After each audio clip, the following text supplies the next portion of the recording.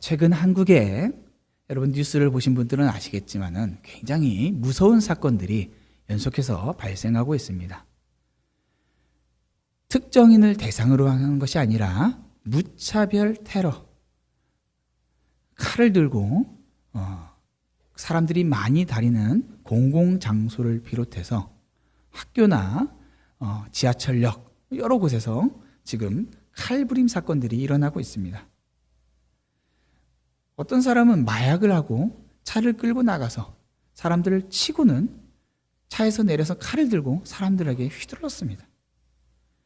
사람들을 죽이겠다고 인터넷에 올리고는 실제로 칼을 들고 나가서 휘둘렀습니다. 심지어 어떤 대학생들이 웹사이트를 만들었는데 얼마나 이런 무차별 테러가 많은지 무차별 테러에 대한 소식들을 업데이트하는 서울 지역 지도를 올렸는데 이 웹사이트에 가면은 서울 지도가 있고 그곳에 점이 수십 개가 찍혀 있습니다. 그 점들이 하나하나가 다 무차별 테러 예고가 있었고 그 이후에 테러가 실제로 일어났거나 심지어는 몇몇은 구속되거나 하는 그러한 것들을 그곳에 업데이트했는데 굉장히 최근의 것들만 올라온 것이기 때문에 실제적으로 위험이 있는 곳이 서울 안에만 수십 곳에 이르고 있다는 것이죠. 참 그렇지 않아도 신경 쓰며 살아야 될 것이 너무 많잖아요. 이제는 무차별 테러까지 신경 써야 하는 그런 시대에 미국에 사는 우리도 사실 예외가 아니죠. 며칠 전에 뉴욕에서 지하철에서 한 50대 아시아인 여인을 10대 흑인 여자아이들이 계속해서 시비를 걸었습니다. 너희 나라로 돌아가라. 너희들 왜 여기 살고 있냐 하면서 시비를 걸다가 누군가는 그걸 촬영하고 있으니까 이 여자아이들이 와서 때리고 뺏고 50대 여인도 때렸습니다. 인종 간의 갈등, 총기 문제, 마약 문제, 코로나, 건강, 재정, 노후 대책. 여러분 문제만 보고 있으면은 그 뉴스만 보고 있으면은 도대체 이게 살아갈 수 있는 시대인지 아닌지 참 염려가 되고 걱정이 되죠. 여러분은 인생을 살아가면서 어떠한 문제들을 짊어지고 계십니까? 혹은 어떤 문제가 여러분에게 가장 큰 두려움이 되고 있습니까? 재정 문제일 수도 있고 건강 문제일 수도 있고 노후 대책일 수도 있고 부부간의 갈등일 수도 있고 자식 문제일 수도 있고 사랑하는 사람을 먼저 보냈거나 보내야 하는 위기 가운데 있을 수도 있습니다.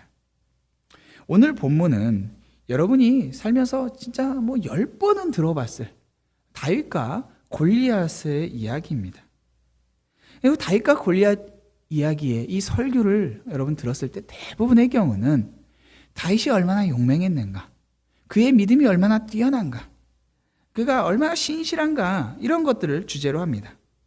근데 저는 오늘 이 본문을 보면서 여러분의 시선을 다윗에 맞추기 이전에 먼저 이 전쟁터에 있는 평범한 백성들을 먼저 좀 봤으면 좋겠습니다.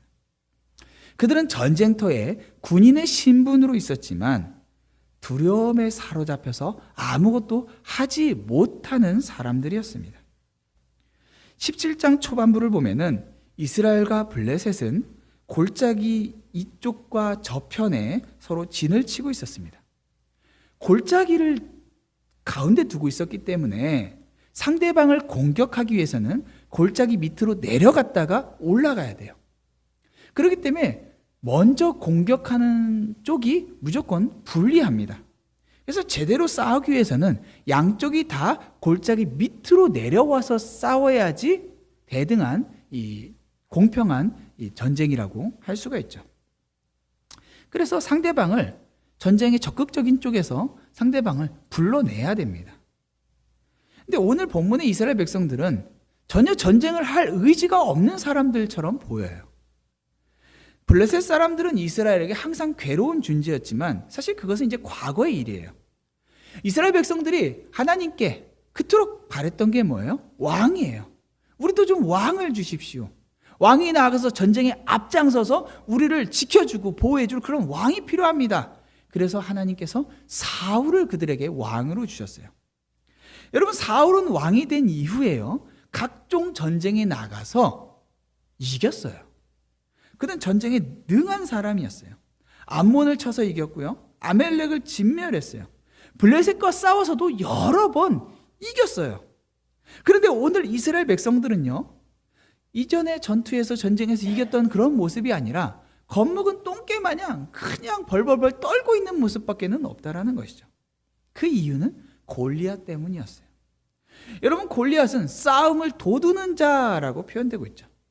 그는 상대방과 함께 너희도 내려와라, 우리 전쟁 제대로 하자, 이렇게 상대방을 불러내는 자였어요.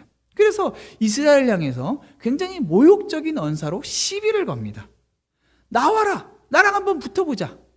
그런데 아무도 나아가지 못하고 있어요. 골리앗에 대한 이야기는 여러분 아시는 것처럼 키가 굉장히 크죠. 학자들에 따라 다르지만 한 그 단위가 이제 지금 단위랑 다르기 때문에, 근데 뭐 크게는 한 2m 90cm 정도까지도 봐요. 그러니까 뭐 진짜 거의 뭐 저 십자가 옆으로 있는 그 정도 높이까지 있는 것 같아요. 그렇게 커다란 자가 온몸에 갑옷을 입고 투구를 쓰고 단창을 들고 방패가 얼마나 큰지 자기가 들고 있질 않고 옆에 사람을 불러서 사람이 방패를 들고 쫓아갑니다. 그 정도로 어마어마한 사람이니 누가 선뜻 나서지를 못하고 있는 거예요. 이런 위기 상황에서는 사실 왕이 나서야 돼요. 사울은 그냥 왕이 아니라 전쟁의 장군이에요. 그가 가장 앞서서 나가야 될 사람이에요. 그런데 사울도 여전히 앞서지 못하고 있어요. 그 또한 두려워하고 있어요. 그가 두려워하고 있으니까 이스라엘 모두가 다 두려워하고 있는 거예요. 근데 여러분, 사울도요, 골리앗보다 덜하긴 하지만 그도 만만치 않은 사람이거든요. 그가 왕으로 부름받았을 때 사울에 대해서 이야기하기를 그가 키가 얼마나 큰지 다른 사람보다 머리 하나가 더 큰 사람이었어요. 그러니까 이만한 거예요. 그러니까 사울도 굉장히 전쟁 군장으로서 굉장한 사람이었단 말이죠. 전쟁 영웅이었어요. 그럼에도 불구하고 사울도 두려워하고 이스라엘 모두가 두려워하는 이유가 있어요. 그냥 골리앗이 커서가 아니에요. 골리앗은 그냥 한 개인이에요. 여러 명이 다 달라붙어서 싸운다면은 한 사람 제거하지 못하겠습니까? 게다가 무기도 있는데 주먹 싸움이 아니잖아요. 왜 이렇게 다들 두려워할까요? 바로 사울이 하나님께 계속해서 불순종하면서 하나님께서 사울을 버리셨기 때문이에요. 하나님의 영이 더 이상 사울과 함께 하지 않았어요. 그러니까 그들 안에서도 하나님과 함께하고 있다라는 그러한 담대한 마음이 없이 다들 두려워하고 있는 거였죠. 그러니까 사울은 더 이상 전쟁 영웅이나 이스라엘을 지키는 자가 아니었단 말이죠. 11절에 성경에 보면요, 오늘 본문 앞에 11절에 보니까 사울과 온 이스라엘이 블레셋 사람의 이 말을 듣고 놀라 크게 두려워하니라 라고 기록하고 있어요. 놀랐다라는 말은요, 극단적인 공포심에 빠졌다는 의미고, 두려워한다라는 것은 정신적으로 완전히 압도당해서 기가 질려버린 상태예요. 그러니까 골리앗이 그 앞에 와 있는데 한 개인이 아니라 온 이스라엘이 덜덜덜덜 떨고 있는 그러한 모습이 그려지고 있다는 것이죠. 그래서 사울도 이스라엘 백성 전부도 다 초라하게 고양이 앞에 겁먹은 쥐 마냥 그냥 덜덜덜 떨면서 골리앗이 무엇라 말하든지 그냥 가만히 침묵하면서 그냥 빨리 가버렸으면 좋겠다, 쟤들 떠났으면 좋겠다, 전쟁이 없었으면 좋겠다, 이러고 있었단 말이죠. 그때 다윗이 등장합니다. 그 두려워하던 이스라엘 백성들이 다윗이 등장해서 그의 일련의 행동들을 사건 이후에 이스라엘 백성들이 전혀 다른 모습으로 변하는데요. 52절에 보니까 이스라엘과 유다 사람들이 일어나서 소리 지르며 블레셋 사람들을 쫓아 가이와 에그른 성문까지 이르렀고, 블레셋 사람들의 부상자들은 사라임 가는 길에서부터 가드와 에그론까지 엎드려졌더라. 이스라엘 자손이 블레셋 사람들을 쫓다가 돌아와서 그들의 진영을 노략하였고. 여러분, 52절 53절만 보면요, 이 이스라엘 백성들은요, 오합지졸의 군사들이 아니에요. 이 본문만 보면은 정말 이들은 굉장한 군대, 잘 갖춰진 최강의 부대처럼 그렇게 보여지고 있어요. 전쟁을 두려워하지 않고 앞장서서 나가고 적들을 섬멸하는 멋진 전쟁 영웅처럼 그들이 표현되고 있다는 것이죠. 여러분, 단순하게 생각하면은 골리앗이 없으니까 그런가 보다. 골리앗은 한 개인이란 말이에요. 그가 있고 없고가 정말로 그렇게 큰 문제를 만들었을까? 오늘 본문을 이야기해서는 전체적인 맥락 안에서 보아야만 이스라엘 백성들이 왜 이렇게까지 달라졌을까를 이해할 수 있다는 것이죠. 이스라엘 백성들이 달라진 첫 번째 이유는 그들이 싸워야 할 동기를 가졌다라는 거예요. 여러분, 러시아와 우크라이나의 이 전쟁이 진행되고 있죠. 여러분, 우크라이나 이야기를 들어보면요, 다들 하나같이 하는 얘기가 러시아를 상대로 이길 수 있을까? 불가능해. 여기다 빗대서 다윗과 골리앗의 싸움이야 라고들 이야기했어요.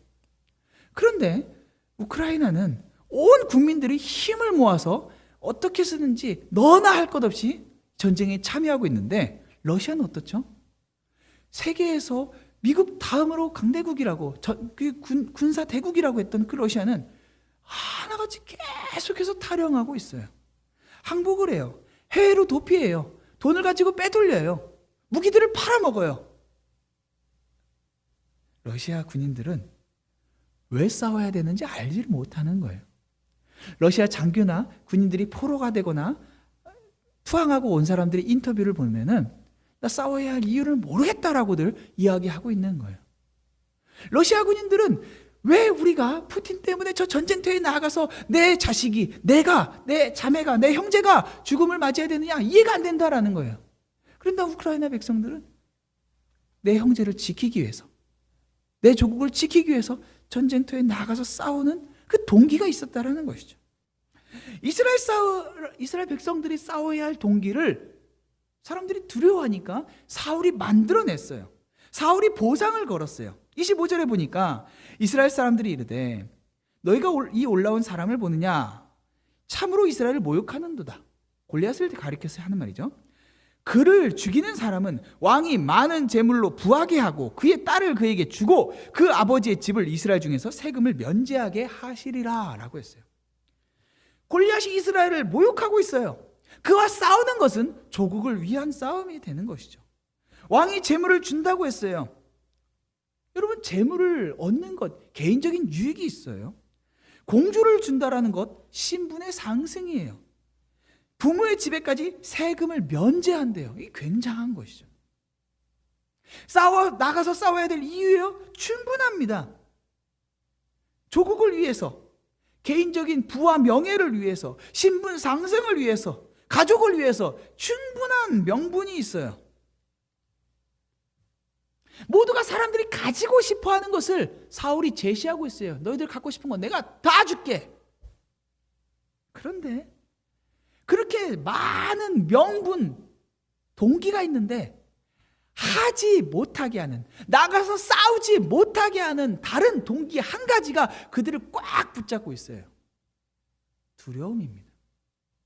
두려움이라는 이 한 가지가 얼마나 강력한지 조국도, 재물도, 신분 상승도 모두가 다 뒤로 와버리고 덜덜덜덜 너무나 초라한 모습으로 그렇게 있게 했다라는 말이죠. 모두가 골리앗을 싸워서 죽이면은 좋다라는 걸 알고 있고 그렇게 해야 된다라고도 생각은 하지만 두려움 때문에 감히 맞서지를 못하고 있어요. 사실 사울이 제안한 이 동기는요, 자기가 좋아하는 것들이에요. 사울은 언제나 자기의 이름을 위해서 살아가던 사람이었어요. 나 어떻게 되지? 내가 어떻게 이것들을 더 지킬 수 있지? 내 지위를 어떻게 지키지? 내 명예를 어떻게 더 높이지? 이것에 위협이 된다라고 하면은 적군이 아니라 그 자신의 가장 충성스러운 사람이라고 할지라도 제거해 버리고자 하는 것이 사울이었어요. 그래서 다윗을 그토록 시기 질투했잖아요. 골리앗도 마찬가지예요. 내 창과 칼의 힘을 가지고 그것을 붙잡고 나오는 사람이었어요. 그게 자신의 동기였어요. 가서 나보다 강한 사람 있어? 자신을 자랑하고 싶은 것. 그런데 여기에 전혀 다른 동기를 가지고 나오는 인물이 등장합니다. 다윗이에요. 이 다윗의 등장으로 사울이나 골리앗 같은 이스라엘 백성들의 그 모든 동기를 가진 사람들은 다 뒤편으로 물러나가야만 합니다. 다윗의 동기가 뭐였나요? 45절에 다윗이 나간 첫 번째 이유가 나옵니다. 네가 모욕하는 이스라엘 군대. 분노가 그의 동기였어요. 26절에서도요. 다윗이 곁에 있는 사람들한테 다윗이 그 골리앗이 하는 이야기를 듣고 얼마나 화가 났는지 이렇게 얘기를 해요. 이 블레셋 사람을 죽여 이스라엘의 치욕으로 받아들이고 있었어요. 치욕을 제거하는 사람에게는 어떠한 대우를 하겠느냐? 이 할례 받지 않은 블레셋 사람이 누구이기에 살아계시는 하나님의 군대를 모욕하겠느냐? 그가 분노했어요. 저 골리앗이 할례 받지 않은 자가, 하나님을 모르는 자가 누구를 모욕한다는 거예요? 이스라엘 군대요. 거기 전쟁터에 있는 백성들은요, 군인이었어요. 자기가 군인이에요. 그런데 자기를 모욕하는 그 모욕을 들으면서도 뭐 그럴 수 있지. 골리앗 빨리 떠났으면 좋겠는데 언제까지 저러고 있을 거야? 이러고 있었어요. 대놓고 이 어리석은 녀석들, 이 용기 없는 자식들아, 내가 너희를 이렇게 조롱하고 있는데, 그 말을 들으면서도 조롱할 만하니까 하겠지. 뭐 거의 이런 수준인 거예요. 그런데 다윗은 달랐어요. 그는 단지 사람이, 나와 같은 피를 나는 혈족이 모욕당했기 때문에 분노한 게 아니라 이 군대의 주인 때문에 화가 났어요. 누가 이 군대의 주인이에요? 하나님이에요. 하나님의 군대를 모욕하는 것은 다윗에게 곧 하나님을 모욕하는 것으로 받아들여졌어요. 여러분은 하나님의 하나님 되심이 이 땅에서 무시당할 때 분노하십니까? 오늘날 세상 사람들이 교회를 욕해요. 성도를 욕해요. 그런데 성도는요, 그러한 조롱에 동참해서는 안 돼요. 그 교회 또 그랬어. 그 목사 그럴 줄 알았어. 그 집사 누구 뻔하지. 하나님의 백성은 아무리 초라해 보여도 그 주인이 하나님이에요. 하나님의 소유를 모욕하는 것은 하나님을 모욕하는 것이라고 이해해야 된다는 거예요. 만약에 성도가, 교회가, 목사가 세상 사람들의 조롱의 이유가 됐다라고 한다면은 우리는 그것을 보면서 아파하고 더 이상 그런 조롱거리가 되지 않도록 눈물로 기도하고 그것을 위해 우리가 할 수 있는 것들을 묻고 구해야지, 조롱하면서 마치 나는 다르고 저들에겐 소망이 없는 것처럼 이야기하는 것은 바른 신앙이 아니라는 거죠. 오히려 우리가 그 조롱에 분노하고 우리 자신이 그런 조롱의 빌미가 되지 않도록, 혹시 그런 모습이 우리 안에 있었다라고 하면은 그것을 분노하고 싸워야 할 대상으로 알아야 된다라는 거예요. 그것이 누구이건 간에. 다윗이 이토록 분노하며 나아갔을 때 이스라엘 백성들은 그제야 안 거예요. 골리앗이 조롱하는 게 단지 힘 있는 자가 힘 없는 자를 놀린 것이 아니라 하나님의 소유를 조롱한 것이고, 이것은 부당한 것이구나, 이렇게 해서는 안 되는 것이구나, 목숨을 지키는 것보다 더 중요한 것이 여기 있었구나, 이 싸움은 목숨 걸어볼 만한 것이구나.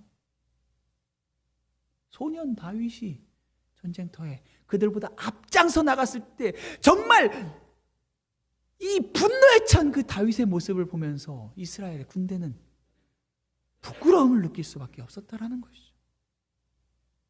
저 소년의 분노가 내 안에 있어야 되는데, 교회를 향하여서 하나님의 영광을 위하여서 우리 안에 이 거룩한 분노가 있어야 된다는 거예요. 근데 이스라엘 백성들이 다윗 안에서 또 다른 걸 봐요. 뭐예요? 승리의 확신이었어요. 다윗이 뭐라고 하면 나아가요? 그에게 이 전쟁은 나와 골리앗의 싸움이 아니라 이스라엘 군대의 하나님의 이름으로 나아가는 그런 싸움이었어요. 그는 자기의 이름으로 나아가지 않았어요. 45절 다시 한번 볼게요. 다윗이 블레셋 사람에게 이르되 너는 칼과 창과 단창으로 내게 나오거니와 나는 만군의 여호와의 이름 곧 내가 모욕하는 이스라엘 군대 하나님의 이름으로 내게 나아가노라. 나 다윗으로 나아간 거 아니야.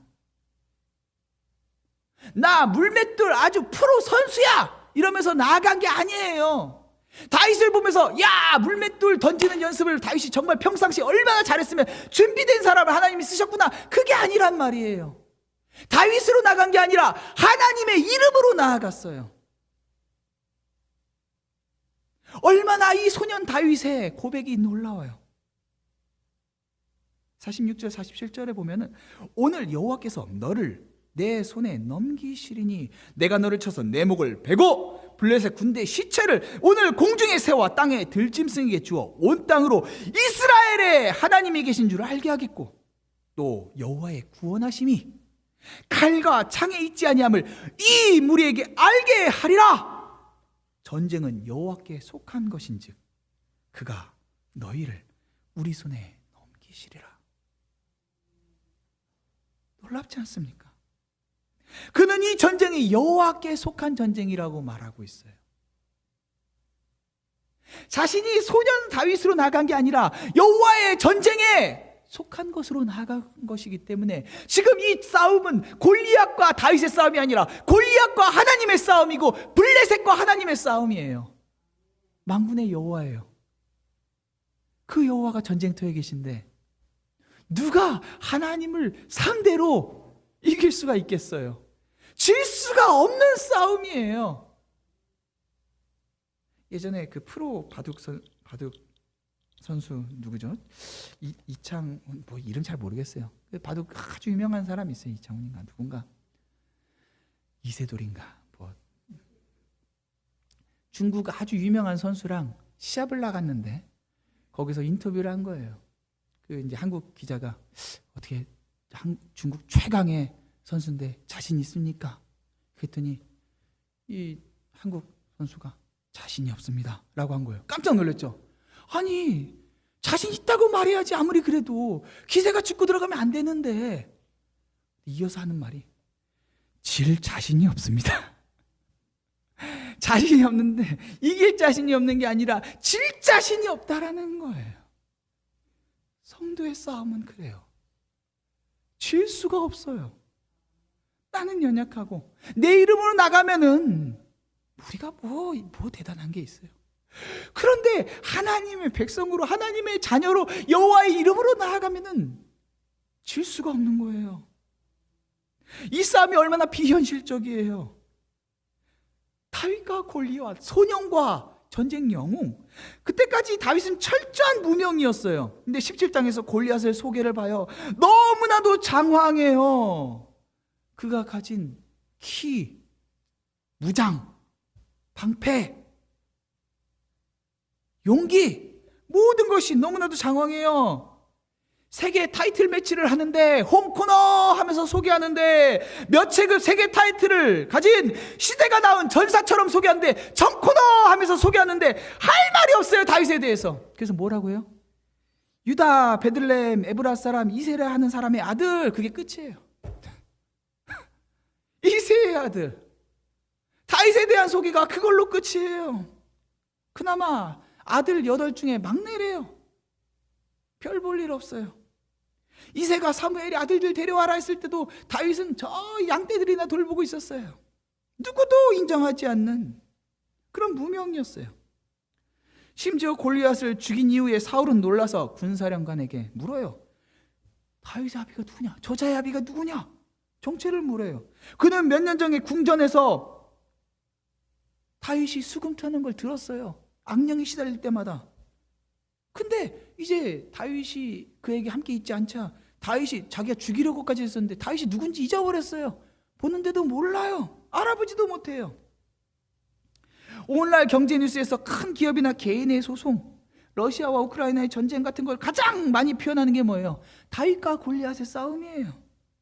골리앗은 덩치만 큰 게 아니라 백전의 용사였고 온몸을 최신 무기로 무장한 상태였어요. 다윗은 무장이 하나도 없어요. 사울은 자기가 줄 수 있는 가장 좋은 무기들을 다 줬어요. 근데 다윗이 다 벗어버려요. 왜 그래요? 조금이라도 사울이나 인간의 도움을 받아서 싸워야 하는 싸움이 아니기 때문에 그래요. 아, 다윗이 가진 칼이 그거 굉장히 좋은 거라던데 그거?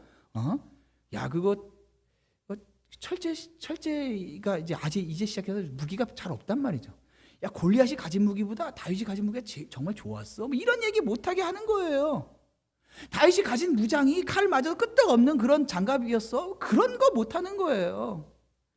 인간의 도움을 받아서 승리한 승리가 아니에요. 심지어 다윗은 골리앗을 돌로 맞춰서 쓰러뜨렸을 때 골리앗이 안 죽었어요. 쓰러진 거예요. 그를 죽일 칼이 없어서 달려가서 골리앗의 칼을 뽑아서 죽여요. 골리앗은 자기가 자랑하던 칼로 다윗에게 죽은 거예요. 다윗이 아무리 돌을 달 던져도 어떻게 여기에다 딱 하고 맞추냐고요. 다윗의 대단한 실력을 이야기하는 게 아니라 이 전쟁이 하나님의 전쟁이라는 것을 계속해서 보여주고 있는 거예요. 우리가 가진 어떠한 것도, 경력도, 스킬도, 지능도 하나님의 전쟁에 도움이 안 돼요. 내 가진 재물 가지고 뭐 좀 해보겠다. 내 지혜 가지고 뭐 좀 해보겠다. 까부는 소리예요. 까부는 소리. 그것 가지고 있었던 누구도 이 싸움에 나아가지 못했어요. 하나님은 자신의 것을 가지고 나아간 자들이 아니라 하나님의 이름으로 나온 자들과 함께 하시며 직접 싸우신다는 거죠. 오늘 여러분의 신앙을 흔든 수많은 문제들 앞에서 여러분은 그 문제를 여러분과 세상의 문제로 보십니까? 그게 진짜 돈 문제 같아요? 그게 진짜 그냥 사람의 관계 문제 같아요? 그게 진짜 건강 문제 같아요? 아니에요. 이것은 하나님의 싸움에 우리가 동참한 거예요. 이스라엘은 다윗의 이 선언 앞에서 이 싸움이야말로 골리앗과 자신의 싸움이 아니라 하나님과 블레셋의 싸움이구나. 이길 수밖에 없는 싸움이구나. 이제서야 알게 됐다라는 거예요. 그리고 나서 어떻게 해요? 다윗은 이스라엘 백성들에게 승리를 보여줘요. 이스라엘 백성들은 다윗에게 승리를 봤어요. 그냥 골리앗 하나가 쓰러진 게 아니라 정말로 다윗이 선언했던 것처럼 하나님의 전쟁이구나. 다윗이 골리앗을 쓰러진 모습이 하나님이 다윗과 함께하는 모습이고 하나님이 우리와 함께 하신다는 것을 증거하고 있구나. 분명하게 봤어요. 증거가 있는 거예요. 다윗은 그냥 골리앗을 죽이고 끝낸 것이 아니라요, 전쟁터에 나온 군인뿐만 아니라 모든 이스라엘 백성들에게 보여주기 위해서 골리앗의 머리를 잘라서 머리를 예루살렘으로 가져가요. 이제 이스라엘 백성들은 전쟁터에 남은 사람뿐만 아니라 모든 이스라엘 백성은 하나님께서 정말 자신들과 함께 계시다라는 것을 알게 돼요. 이 전쟁은 우리가 얼마나 잘 훈련되고 단련됐느냐의 싸움이 아니라 하나님과 우리가 함께 하느냐 아니냐의 싸움이라는 걸 알게 돼요. 다윗은 친히 예루살렘에 골리앗의 머리를 가지고 승리의 기념비를 세운 거예요. 근데 여러분, 예수님께서 달리신 골고다는요, 해골이라는 뜻인데요, 어떤 학자들은 이 이름이 골리앗의 해골에서 유래했다라고 말해요.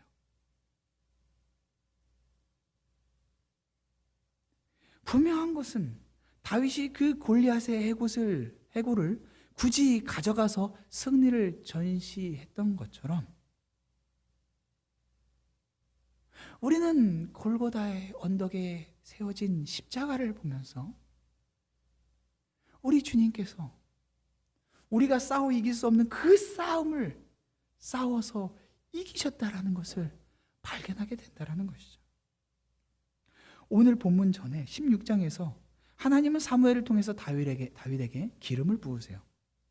이 기름은 사울을 버리신 하나님께서 다윗을 새로운 왕으로 이스라엘에 세우셨다라는 증거였어요. 이스라엘 백성 누구도 몰랐지만 사무엘과 다윗은 알았어요. 다윗은 사실 그냥 소년 목동으로 나온 게 아니에요. 다윗은 이스라엘의 왕으로 나온 거예요. 지금껏 사울을 바라보고 골리앗을 바라보면서 두려워하던 이스라엘 백성들은 이제 승리하는 다윗을 봐요. 그리고 무엇 때문에 분노하며 싸워야 하는지 알아요. 하나님의 백성을 모욕하고 하나님을 모욕하는 블레셋을 향하여 분노하면서 싸우기를 바라요. 승리는 칼과 창에 있지 않다라는 것을 알아요. 손에 쥐어진 것이 아무것도 없어도 하나님의 전쟁이면 되는 거예요. 내 능력이 아니라 하나님이 친히 싸우시는 싸움이기 때문에 이길 수밖에 없다라는 거예요. 그리고 승리의 흔적을 바라보면서 이제 오합지졸들은 사라지고 모두 전쟁에 적극적으로 누구보다 앞장서서 적들을 물리치고 심지어 노력하는 여유까지 부리게 된다라는 거예요. 사랑하는 성도 여러분, 우리는 다윗을 그리스도의 모형으로 보고 있어요. 다윗은 골리앗과 싸웠지만 우리 주님은 사단의 권세와 싸워 이기셨어요. 다윗이 하나님의 영광과 이스라엘 백성의 구원을 위해서 싸운 것처럼 우리 주님, 저와 여러분의 구원을 위해서 싸우셨어요. 다윗은 목숨을 걸고 나와서 싸웠지만 우리 주님은